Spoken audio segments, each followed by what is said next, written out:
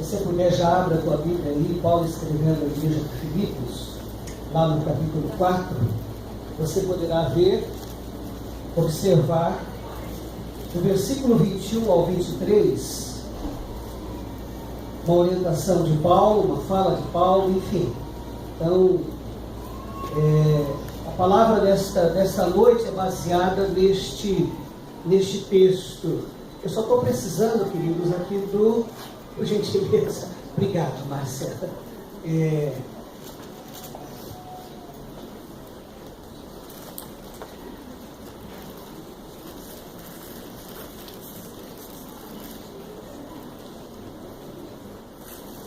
Aliás, meu irmão, já o texto está aí também na tela, para que você possa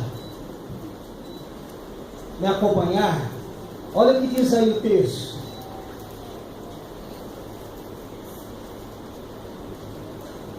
Saudai cada um dos santos em Cristo Jesus. Os irmãos que se acham comigo vos saudam. Paulo falando isso daqui. Todos os santos vos saudam, especialmente os da casa de César. A graça do Senhor Jesus Cristo seja com o vosso espírito. Deixa eu orar mais uma vez com você, Pai. A palavra do Senhor acabou de ser lida e nós precisamos agora entendê-la, compreendê-la, até para que a gente saia daqui pronto para praticá-la. Portanto, rogamos para que o Senhor nos visite agora por meio do Espírito Santo, de tal maneira que Ele consiga desvendar ou trazer para o nosso coração a palavra do Senhor nesta noite. Obrigado por isto, em nome de Jesus. Amém.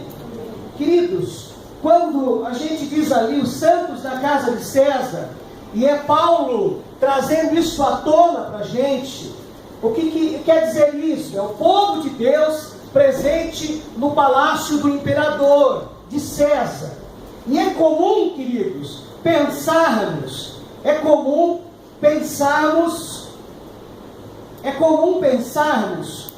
que só vamos encontrar santos aqui na igreja. Que nós só vamos encontrar gente de Deus aqui, desenvolvendo o ministério, pregando a palavra, orando, fazendo diferença. Mas quando eu olho para este recado de Paulo, para esta fala de Paulo, ele nos mostra que na casa de César, lá na casa do imperador, havia irmãos com ministério, havia irmãos com compromisso, havia irmãos que oravam, havia irmãos que pregavam a palavra, havia irmãos que faziam diferença. Havia irmãos no ambiente secular, no mundo, do portão daqui para fora. A igreja, ela não deve acontecer apenas aqui, mas ela deve acontecer da porta para fora.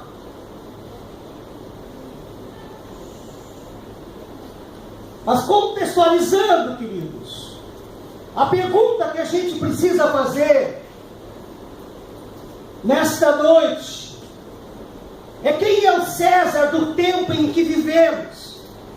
Porque nós temos um César nos dias atuais. Isso acontecia lá nos dias de Paulo, isso acontece aqui também. Quem é o César do tempo em que vivemos? É Satanás, meus irmãos. Este anjo caído, ele tem um reino. E eu preciso dizer a você que, infelizmente, ainda nos dias de hoje, há muitas pessoas que não acreditam na existência de Satanás. Há muitas pessoas que não acreditam que o diabo exista, que ele está por aí, que é porque ele caiu do céu, e ele tem um reino. E para essas pessoas que que acham ou que não acreditam na existência dele, para essas pessoas, isto é fruto da criatividade humana, é do pensamento do homem, é da imaginação das pessoas.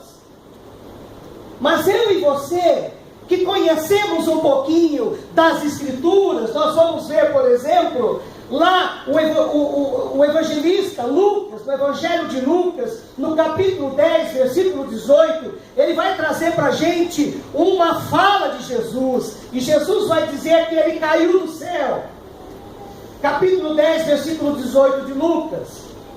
Apocalipse vai dizer que ele é um acusador, de dia e noite nos acusa diante de Deus. Logo, queridos, não é fruto da minha imaginação, não é fruto da tua imaginação, ele existe sim, e ele tem um reino. Se não, vejam, olha o que diz aí, Mateus capítulo 12, versículo 25 e 26. Jesus, porém, conhecendo-lhe os pensamentos, disse: todo reino dividido contra si mesmo ficará deserto, e toda cidade ou casa dividida contra si mesmo não subsistirá. Aí veja o que vem depois: se Satanás expele a Satanás, dividido está contra si mesmo, como, pois, subsistirá o seu reino? O que está acontecendo aqui em Mateus? Jesus, em resposta aos fariseus, que o acusavam de receber poder de Satanás para curar, para restaurar um endemoniado, dentre muitas outras coisas, o que é que ele está dizendo aí?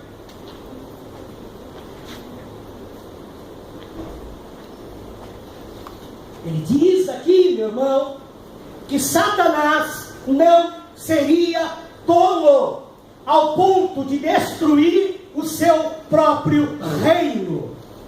Ou seja, o César dos nossos dias é Satanás, é o diabo. E ele tem um reino, ele governa, ele domina. A palavra de Deus vai dizer, meus irmãos, que os pecadores estão sob o domínio dele. Mateus capítulo 26. Paulo vai dizer à igreja de Corinto que ele cega o entendimento dos incrédulos.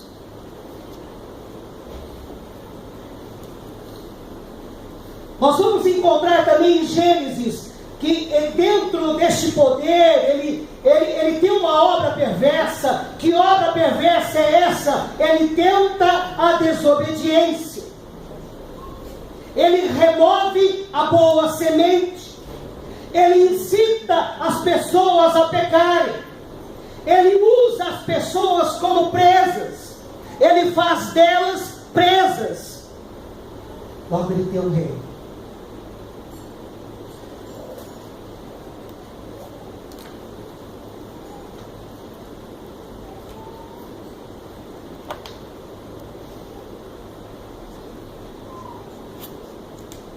Agora, meus irmãos, só para a gente entender um pouquinho mais essa questão do reino de Satanás,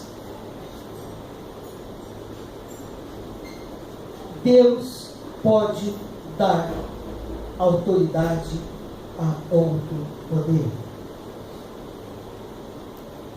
Ele permitiu que Satanás, ele permitiu que o diabo exerça este poder por um tempo determinado. E ele está aí. Quem é o César do tempo em que vivemos? O mundo é o seu reino. Ou seja, o reino de Satanás é o mundo. É aqui que ele está atuando, é aqui que ele está agindo, Veja Lucas capítulo 4, versículos 5 e 6. Isso é palavra do diabo para Jesus. Ele diz assim: e elevando, mostrou-lhe no momento todos os reinos do mundo. Isso daqui é na tentação de Jesus. Disse-lhe o diabo: dar-te-ei toda esta autoridade e a glória destes reinos, porque ela me foi entregue, e a dou a quem eu quiser. O mundo é o seu reino, o reino do mal.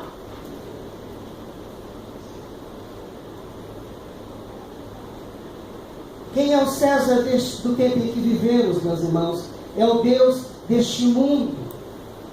Olha o que diz aí Paulo lá para os Coríntios, nos quais o Deus deste século cegou o entendimento dos incrédulos, para que não lhes resplandeça a luz do Evangelho, da glória de Cristo, o qual é a imagem de Deus.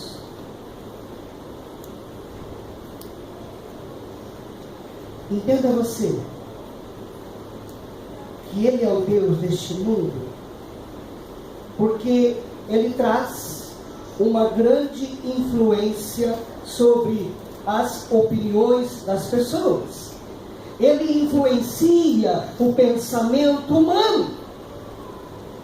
Ele é o Deus deste mundo, porque Ele traz influência sobre o desejo das pessoas, as vontades que elas trazem dentro delas, as aspirações que nascem dentro delas, podem sim ser influenciadas por Ele. O ponto de vista das pessoas, o modo que elas acabam vendo as coisas, o modo como elas acabam compreendendo as coisas, Ele pode influenciar. Agora, meus irmãos, só enfocando mais uma vez este ponto da seguinte maneira: o Deus deste mundo, quando a gente fala aqui o Deus deste mundo, a Bíblia não está querendo dizer aqui que Ele tem autoridade máxima. Meu irmão, quem é que tem a autoridade máxima neste mundo? Quem? O nosso Deus.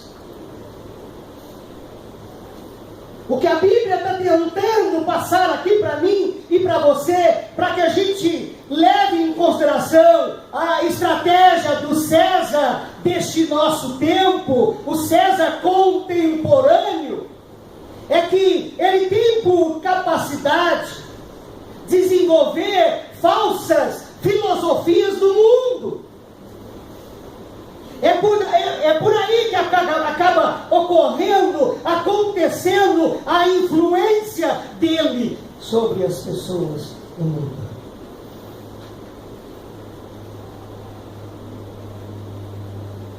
E quando a gente olha para este texto,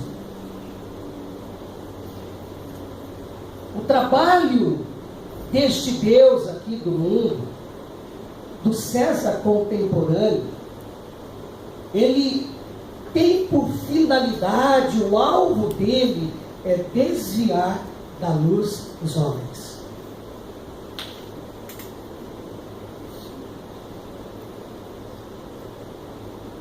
É por isso que diz aqui Paulo que os homens que estão da porta para fora, que não fazem parte aqui da nossa comunidade cristã, eles não podem crer, pois o Deus deste mundo conserva a mente deles na escuridão.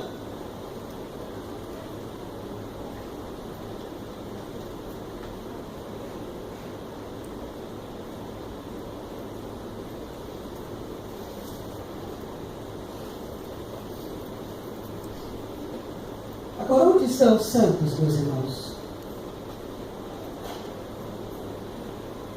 Porque os santos, na época de Paulo,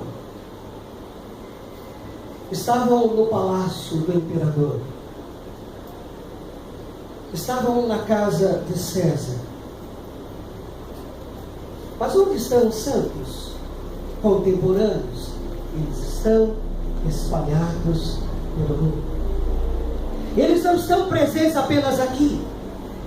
Ou essa influência, se eu posso assim dizer, desses santos, ou melhor, esse comprometimento, este ministério, o pregar a palavra, o orar, o adorar a Deus, ele deve acontecer não apenas aqui, mas no mundo, ou pelo mundo, na sociedade, no espaço físico, mundo afora.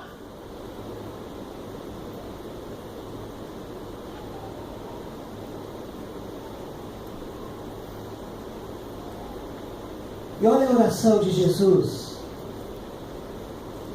sabendo que os santos estão no mundo. Olha lá, a oração de Jesus feita ao Pai: não peço que os tire do mundo, e sim que os livre do mal. E por que ele não pede que os discípulos fossem tirados do mundo? Por que ele não pede que os discípulos contemporâneos sejam tirados do mundo?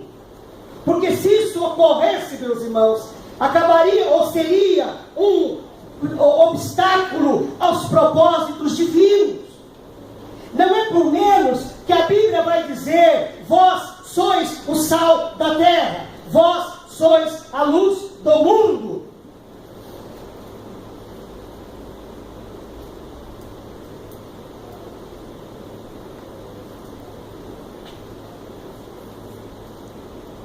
Meus irmãos, estamos espalhados pelo mundo. No nosso ambiente de trabalho, muitas vezes opressivos, que é aquele ambiente que oprime, aflige, angustia. Pode ser lá no colégio, pode ser nas universidades, na rua, na favela, nas mansões, na comunidade, nos governos, no mundo secular.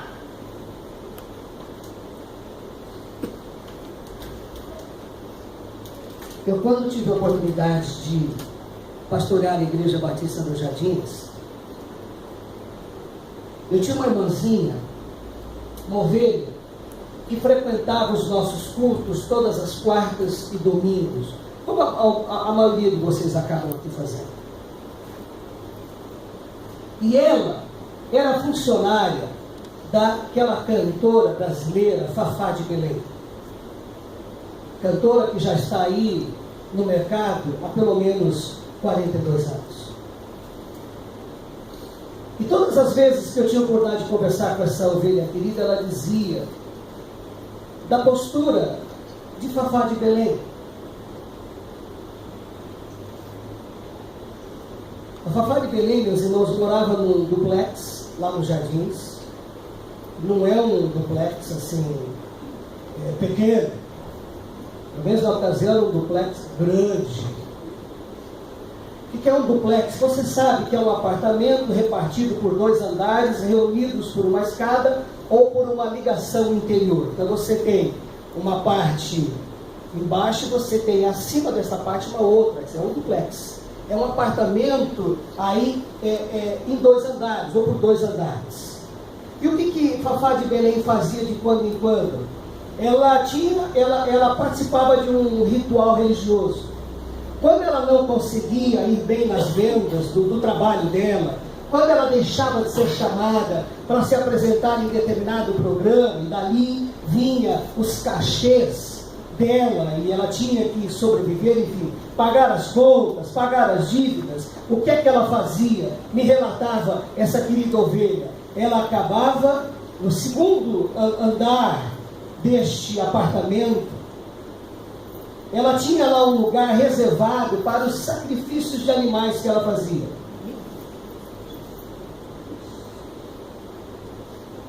E aí essa irmã dizia: olha, pastor, eu e o motorista, trabalhando para a Fafá de Belém, nós somos cristãos. Eu sou batista, estou aqui com o pastor, mas o motorista é assembleiano. E o que nós temos feito? Nós temos procurado nos posicionar lá como gente de Deus naquela casa. Mas é comum, pastor, quando ela acaba fazendo esses sacrifícios, quem é que tem que limpar isso? Sou eu. Quem é que tem que dar fim neste animal morto, sem vida? O motorista tem que pôr no carro e dar fim neste animal. Por que eu estou trazendo isso para você, querido? Era alguém de Deus que foi colocado, ou que foi colocada lá, aos serviços de Fafá de Belém, com um propósito, com um ministério, para desenvolver ministério, comprometida. Onde estão os santos de Deus? Olha o que o Billy Graham vai dizer para a gente. A maior necessidade do mundo hoje é de cristãos com maturidade espiritual, que não somente tenham professado sua fé em Cristo, mas que vivam essa fé cada dia. Qual é a qualidade dos santos de Deus hoje no mundo? É essa daí, meus irmãos. É maturidade espiritual. O que é maturidade espiritual? É você, no contexto em que foi posto por Deus, viver a sua fé, a fé em Cristo, a fé em Deus, a fé no Calvário, cada dia. E como que é isso, pastor? Aquilo que já temos dito é viver como Jesus viveu. É pensar como Ele pensou, é fazer as escolhas de acordo com as escolhas que Ele fez. É vivendo essa fé cada dia.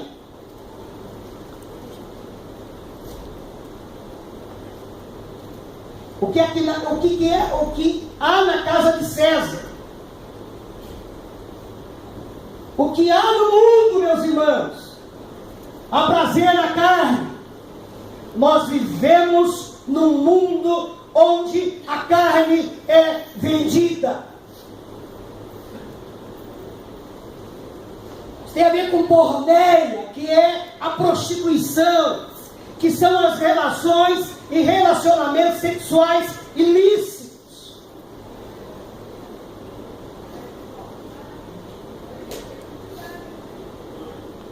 A prostituição, meus irmãos, marca presença no mundo, marca presença na casa de César. E eu e você sabemos que a prostituição é uma deturpação da sexualidade. Quando Deus pensou na sexualidade, Ele tinha em mente o benefício do próprio homem. Mas não estava no alvo dele, este homem, ou essa pessoa, vender o corpo.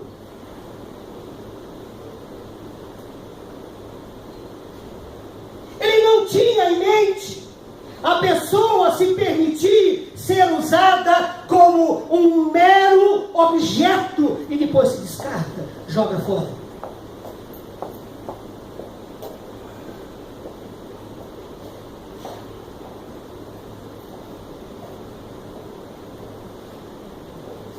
O que há na casa de César, meus irmãos? Atração pelos olhos.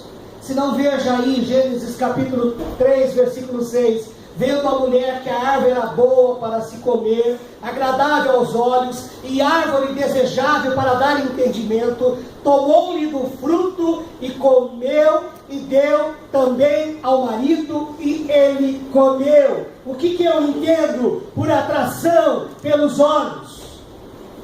É a cobiça. O que é cobiça, pastor? É um desejo imoderado, sem moderação, demasiado, e não declarado de possuir. Então a gente pode ver a cobiça pelo dinheiro, a cobiça pelo poder, a cobiça pelas coisas materiais, atração pelos olhos, meus irmãos, isso está presente no mundo.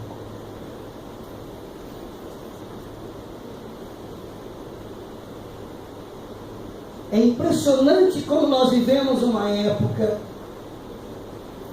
onde as pessoas têm feito a prioridade das prioridades cobiçarem riquezas passageiras.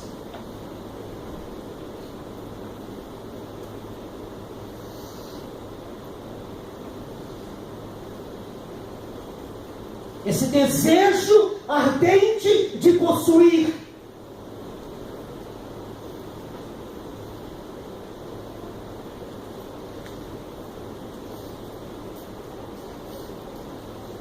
E aí eu me deparei com essa citação que é bem interessante. Olha lá.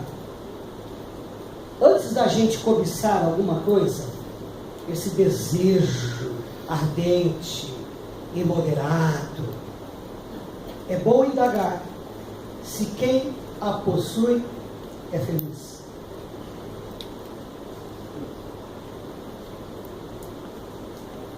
Meus irmãos, na época em que eu trabalhei nessa igreja lá nos Jardins, a minha realidade com algumas pessoas era caminhar com pessoas que tinham muito. Muito. Na nossa realidade aqui, graças a Deus. Mas lá tinha gente que tinha muito. E aí eu perguntava, algumas pessoas me davam liberdade, algumas dessas pessoas me permitiam questioná-las quanto a isso. Eu dizia assim, escuta, posso lhe fazer uma pergunta? Pode, pastor. Eu sei que você tem muitos recursos. Você é uma pessoa que tem aí uma conta recheada. Você tem uma ideia, uma dessas pessoas, na época, ele tinha uma casinha alugada nos Jardins, que ele recebia por mês, só dessa casinha, $25 mil. O aluguel dessa casinha. Uma das muitas casinhas que ele tinha. E aí eu perguntava para ele, escuta querido, deixa eu fazer uma pergunta para você. Você é feliz com tudo isso que você possui? Quer que eu seja honesto, pastor? Deve. Não. Isso não me traz felicidade. Porque era uma pessoa que vivia bebendo, enchendo a cara. E quantas vezes presenciei esse homem dando vexames, porque quando a pessoa bebe, toma todas, ela se torna uma pessoa desagradável. E sabe o que aconteceu com essa pessoa, queridos? Tinha todos os recursos do mundo. Todos. Tinha poder, tinha bens materiais, tinha uma conta recheada, tinha os melhores planos de saúde. O hospital para ele era o Einstein. Morreu em função de um câncer pulmonar. Enfisema pulmonar. Teve uma morte horrível. Horrível. Mas antes disso, não era uma pessoa feliz, apesar de tudo aquilo que tinha. Então, antes de cobiçar alguma coisa, é bom indagar se quem a possui é feliz. O que há na casa de César, meus irmãos? A vaidade da vida. Seguindo a moda do mundo. O que é que você vê presente no mundo hoje? A futilidade. Caráter de uma pessoa fútil. O que é uma pessoa fútil? Ela acaba valorizando coisas insignificantes, coisas sem importância. É o que você mais vê no mundo. Leviandade. O que você mais percebe hoje é gente se comportando com irresponsabilidade. Não é responsável, leviano. O que há na casa de César? Egoísmo. É aquela pessoa que só pensa nela mesma. Ela não está nem aí para o outro. O foco dela é o umbigo, é voltada para ela mesma.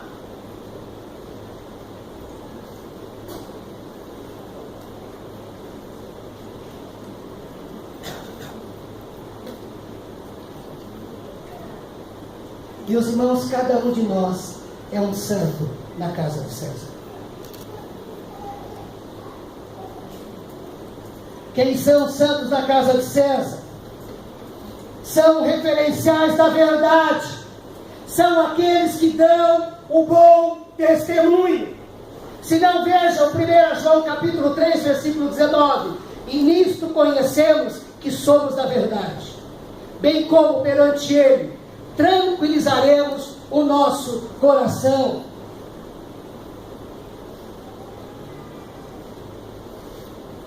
E aí eu soube de uma situação aí essa semana falada por alguns de vocês.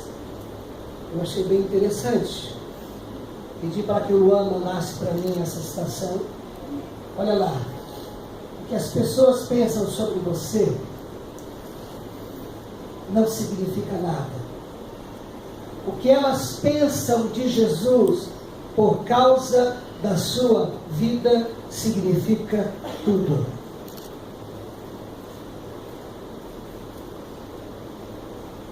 Isso é um bom testemunho, queridos. Ou isso está atrelado ao bom testemunho.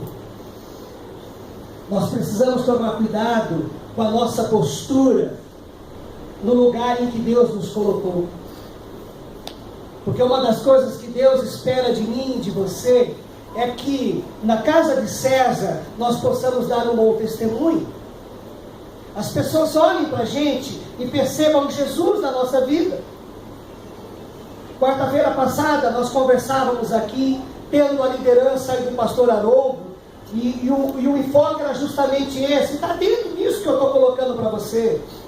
Porque a questão é, como é que eu devo evangelizar?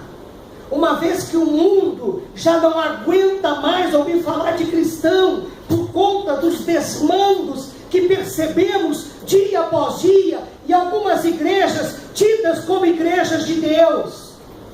Então como é que eu vou alcançar essas pessoas? E aí, meus irmãos, o pastor Haroldo dizia que talvez não é por meio da sua fala que as pessoas conhecerão a Cristo, mas é por meio do seu testemunho, da sua postura.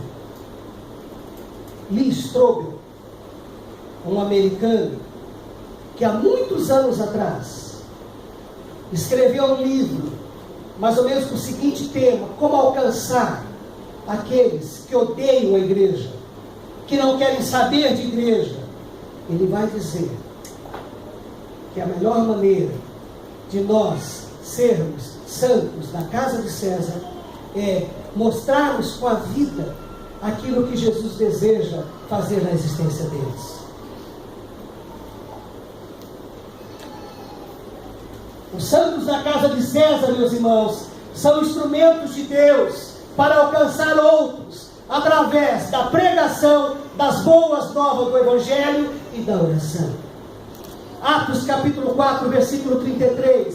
Olha o que acontecia lá na igreja primitiva. Com grande poder, os apóstolos davam testemunhos da ressurreição do Senhor Jesus, e em todos eles havia abundante graça.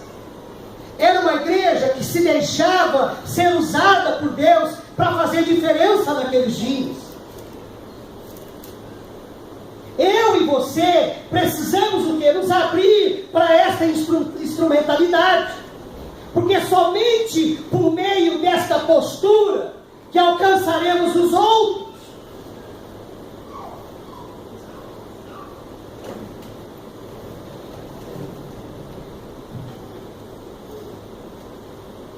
E uma coisa importantíssima, meus irmãos: os santos na casa de César dizem não ao padrão do mundo. Olha aí Romanos 12, versículo 2. E não vos conformeis com este século, mas transformai-vos pela renovação da vossa mente, para que experimenteis qual seja a boa, agradável e perfeita vontade de Deus.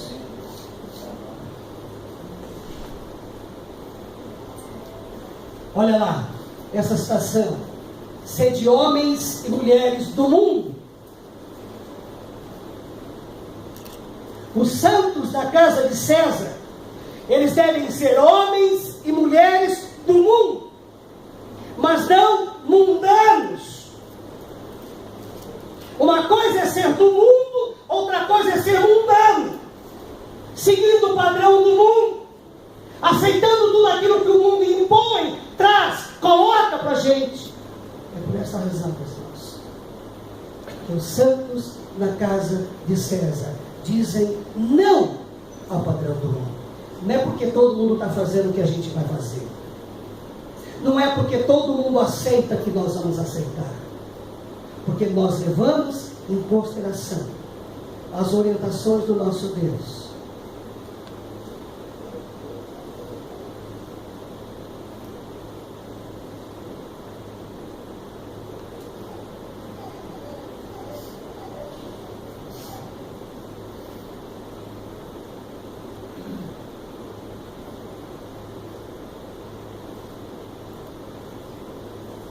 Queridos,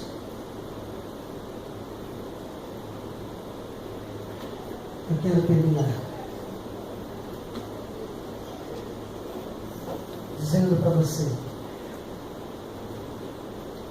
que assim como Deus usou no tempo de Paulo alguns homens e mulheres para fazer diferença no mundo, Ele tem nos chamado, tem nos convocado para sermos santos dele fora daqui. Que a gente invada o mundo. Que a gente se permita ser usado por Deus como instrumento para abençoar este mundo. Que a gente pregue a palavra. Que a gente ore. Que a gente dê o bom testemunho. Que a gente diga não ao padrão do mundo. Que as pessoas, ao olharem para a gente, percebam Deus na nossa vida. Que Deus te abençoe. Que Deus abençoe a nossa igreja. Eu quero orar ainda com você. Feche os teus olhos.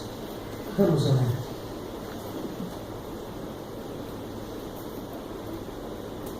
Pai, com Paulo, nesta noite, nós aprendemos que comprometimento com o Senhor não deve se dar apenas aqui. Começa aqui, mas isso precisa extrapolar este espaço físico. O comprometimento nosso contigo deve ocorrer lá no mundo também. E lá, Senhor, nós precisamos fazer diferença.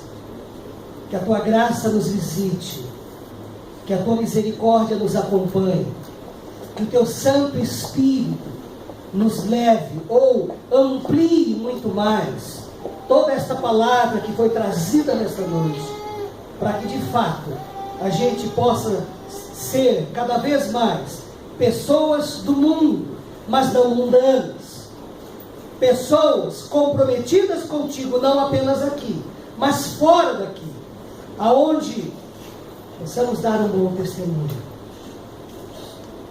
E possamos, ó Deus, abençoar muitas vidas. Muito obrigado, Deus, pelo privilégio que o Senhor nos concede de nos tornarmos úteis à Tua causa, à Tua obra, ao Teu reino nos dias de hoje. Abençoe a Tua igreja, Senhor, em nome de Jesus. Amém.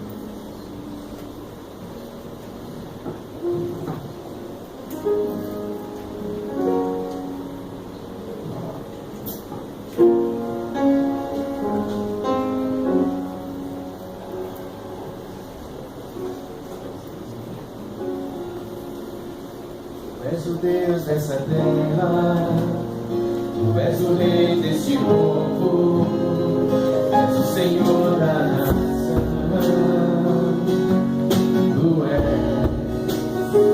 Tu és a luz desse mundo, esperança para os perdidos. Tu és a paz dos cansados. Tu és. Ninguém é como o nosso Deus.